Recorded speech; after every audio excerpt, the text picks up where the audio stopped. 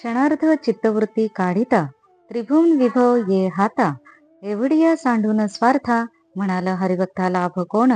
हरिचरणी उपरोक्ष स्थिती तेथील क्षणार्धाची जे प्राप्ती त्यापुढे त्रिभुवन विभव संपत्ती भक्त मानती तृणप्राय सकळ जगाचा सृजिता ब्रह्मा पितामहो तत्वता त्रैलोक्य राज्य समर्थता वोळगे वस्तुता अंगणी ज्याचे त्रिभुवन वैभवाचे माथा ब्रह्मपदाची समर्थता तो ब्रह्माही निजस्वार्था होय गिवसिता हरिचरण त्यागोनी ब्रह्मवैभव संपत्ती ब्रह्मा बैसोनी एकांती अहर्निशी हरिचरण चिंती तरी त्या प्राप्ती सहसा नवे सहसा न पवे हरिचरण या लागी ब्रह्मा साभिमान तेणे अभिमानेची जाण नेली चोरून गोपाल वस्से तेथन कष्टता आपण न मोडता कृष्णपण गोपाल वत्से झाला संपूर्ण पूर्णत्वे पूर्ण स्वलीला अघात हरिलीला पूर्ण पाहता वेडावले ब्रह्मपण तेव्हा सांडुनी पदाभिमान अनन्य शरण हरिचरणी कैलास राणा शूल पाणी ब्रह्मा लागे ज्याचे चरणी तोही निजराज्य सांडोनी महास्मशानी हरिचरण चिंती कौपिन भस्म जटाधारी चरणोदक धरुनी शिरी हरिचरण हृदया माझारी शिवनिरंतरी चिंतित एवं ब्रह्मा आणि शंकर चरणांचे न पवती पार तेथे त्रैलोक्य वैभव थोर मानितो पामर अतिमंद भाग्य हरिचरण क्षणार्थ प्राप्ती त्रैलोक्य राज्य संपत्ती भक्त ओवाळुनी सांडिती जाण निश्चिती निंबलोण हरिचरण सारामृत गोडी क्षणार्थ जे जोडे जोडी तै त्रैलोक्य वैभवाच्या कोडी करी कुरवंडी निज भक्त भावे एवं हरिचरणा परते सारामृत नाही येथे या लागी चित्ते वित्ते जीविते जडले सुनिश्चिते चरणारविंदी निमिषार्थ त्रुटी लवक्षण जे न सांडिती हरिचरण ते वैष्णवान माझी अग्रगण ते राया जाण उत्तम भक्त जे त्रिभुवन वैभव भोग भोगती तेही पावले अनुताप वृत्ती त्यांच्या तापाची निज निवृत्ती हरिचरण प्राप्ती ते ऐक.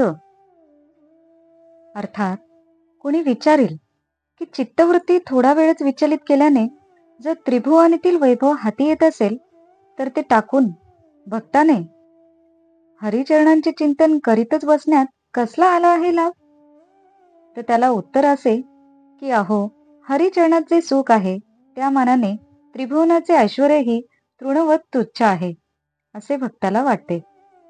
अहो सर्व जग उत्पन्न करणारा ब्रह्मदेव वस्तुतः केवढा मोठा साऱ्या सृष्टीचे वैभव त्याचेच पण तोही भगवंताच्या श्रीहरीच्या अंगणात तिष्ठत उभा राहतो.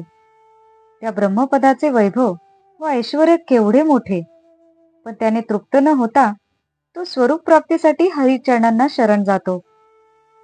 तो आपले ऐश्वर्य सोडून एकांतात बसून हरिचरणांचे चिंतन करतो पण त्याला त्याची प्राप्ती होत नाहीच.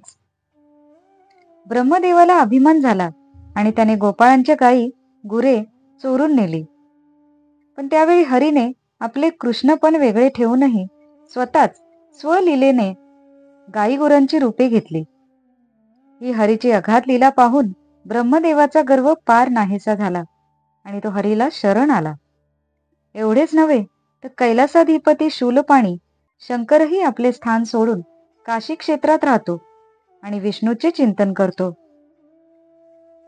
कौपिन भस्म व जटा धारण करून हा शंकर मस्तकावर गंगा धारण करतो. ती तर विष्णूच्या चरणाहून निघाली आहे. अशा प्रकारे शंकर नम्रतेने हृदयात हरिचरणांचे चिंतन करतो. असा ब्रह्मा व शंकर यांना हरिचरणाचा अंत लागत नाही आणि त्यांच्यापेक्षा त्रैलोक्याचे ऐश्वर्य थोर मानणारा मनुष्य अतिभाग्यहीनच म्हटला पाहिजे.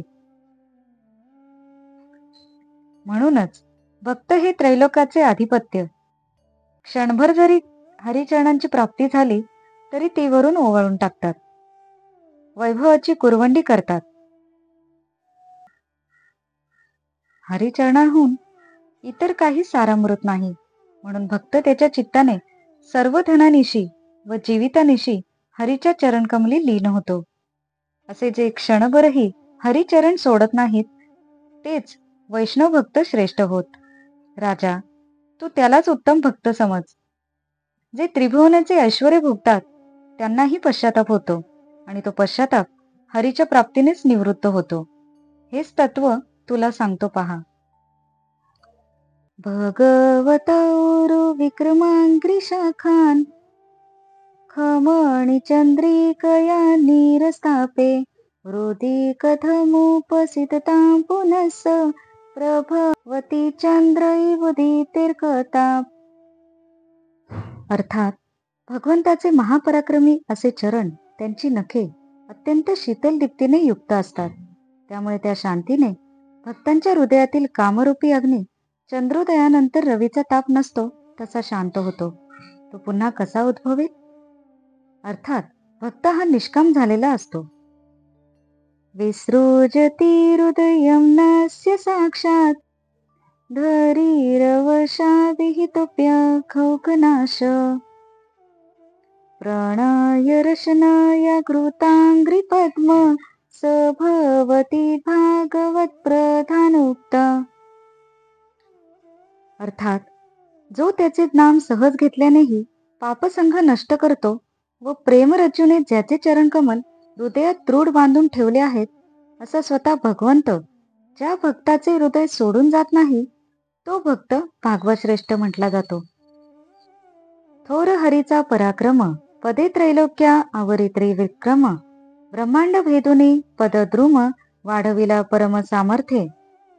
ते पदद्रुमीची या दशशाखा, त्याची या दशधा दशांगुलिका, अग्नी अग्रफळ चंद्रिका, नखमणी देखा लखलखित, ते नखचंद्रिकेचे चंद्रकांत, चरणचंद्रामृते नित्यस्रवत, भक्त चकोर ते सेवित, स्वानंद तृप्त सर्वदा.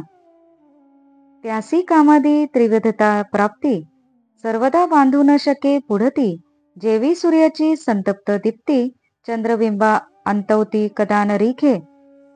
जे हरिचरण चंद्रकोर, स्वप्नीही संसार ताप न ये त्या समोर, ऐसा चरण महिमा अपार, हरिमुनीश्वर हर्षेवणी, देहे वै सहरे प्रियहा, येणे श्लोके गा वितेहा, दाविली भक्ती लिंगक्रिया, जाणतुराया सुनिश्चित, न यस्य स्व पर इति, येणे त्याची धर्मस्थिती.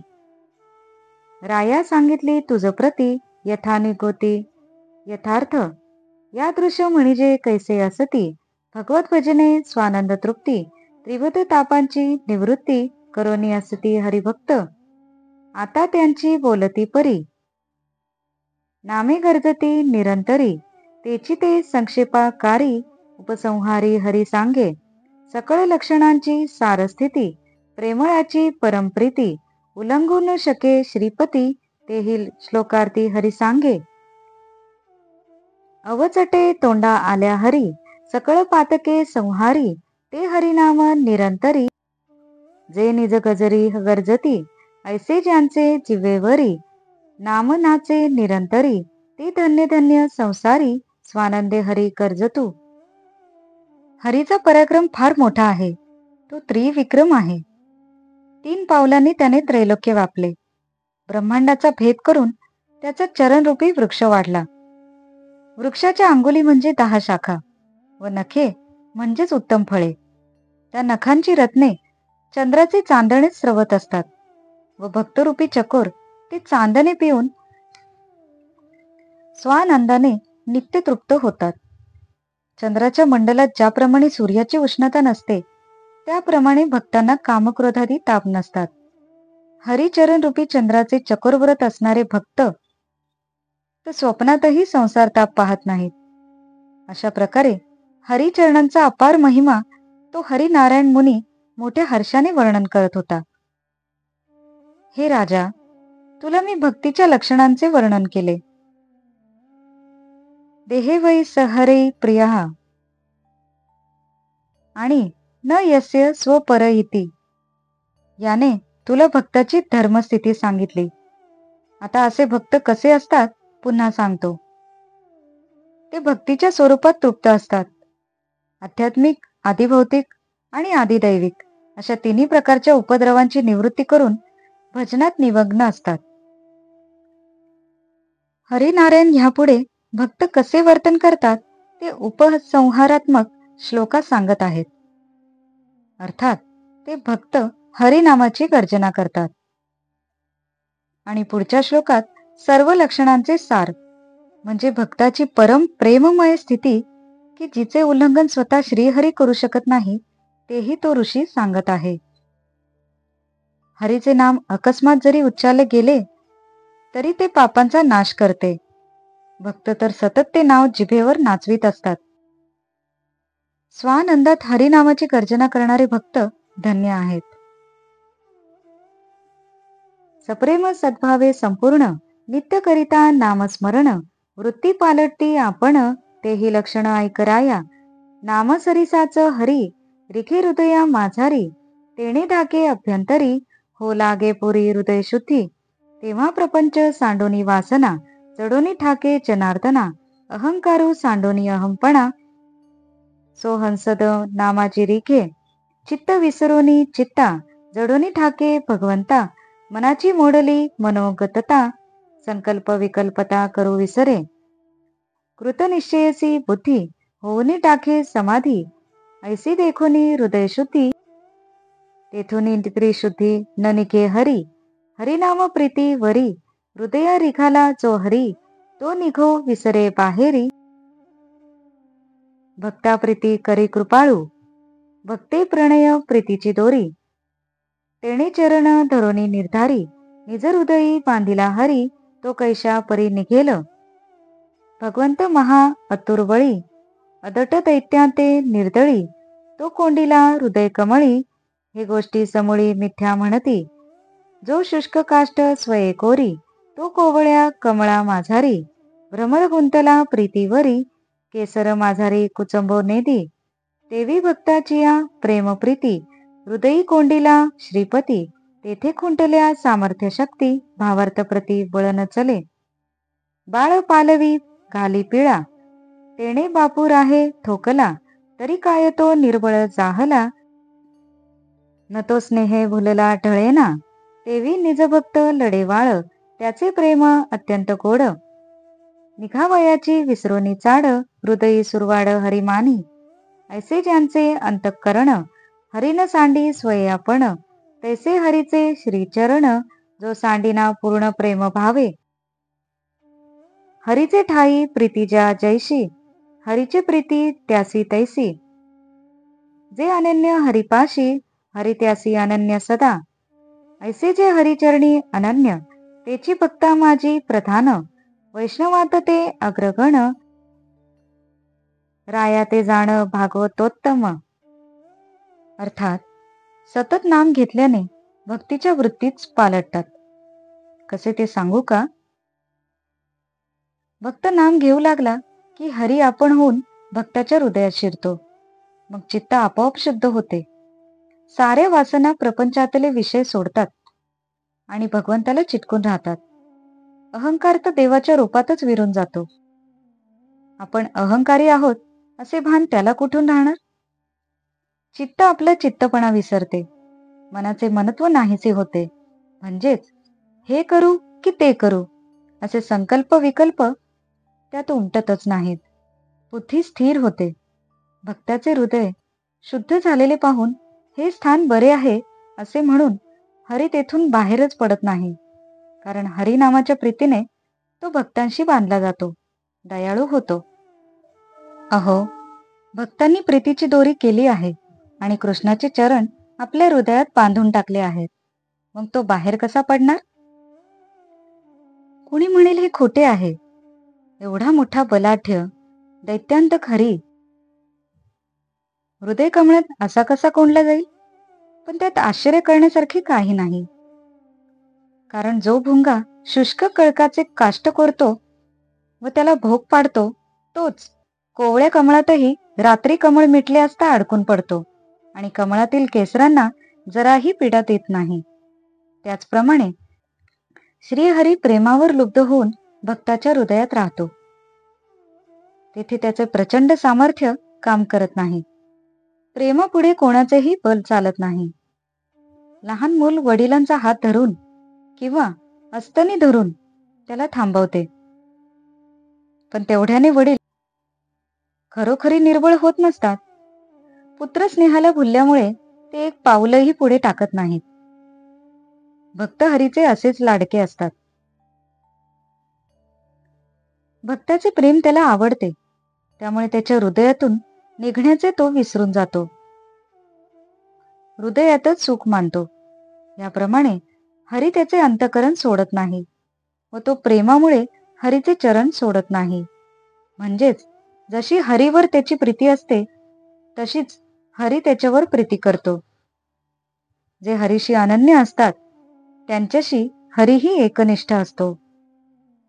असे जे हरिचरणाशी अनन्य असतात, तेच भक्तांमध्ये श्रेष्ठ व वैष्णवातही अग्रगण्य व उत्तम भागवत होत.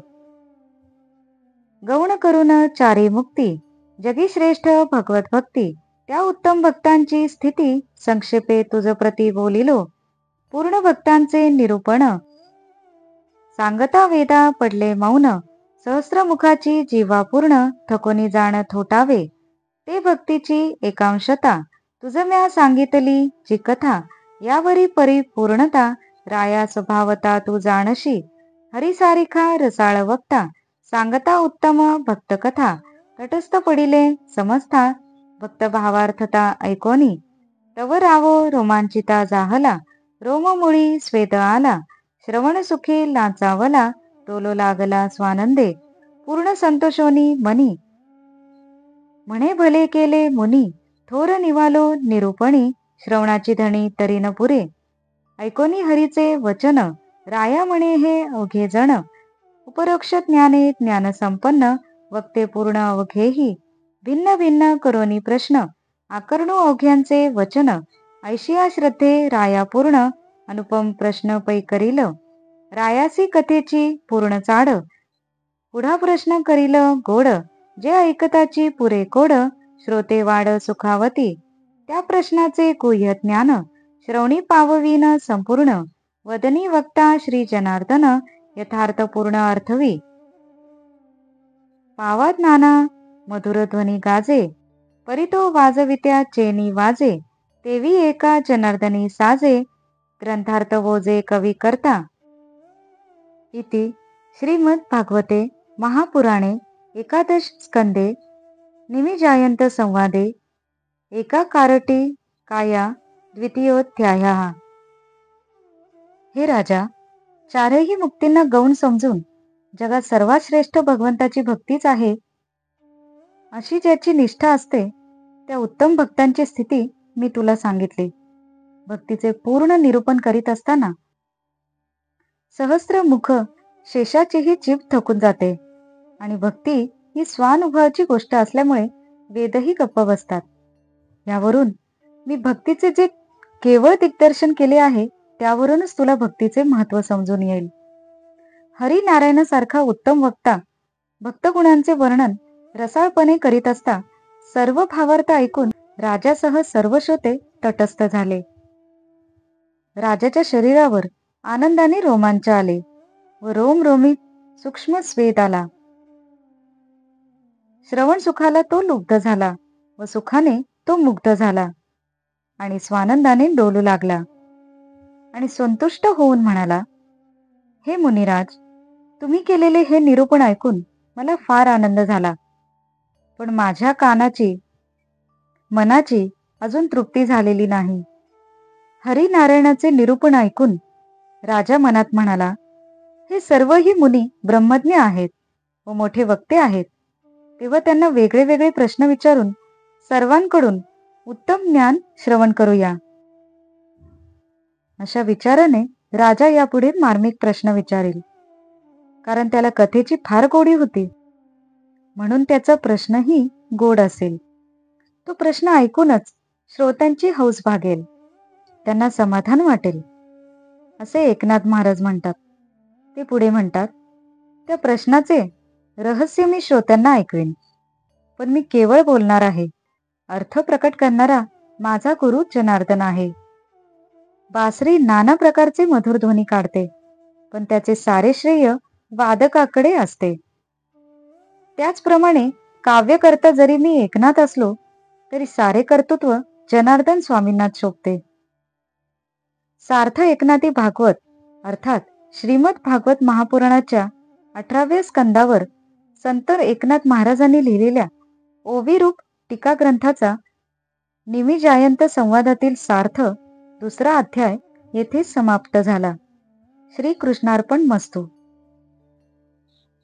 शुभम भवतु.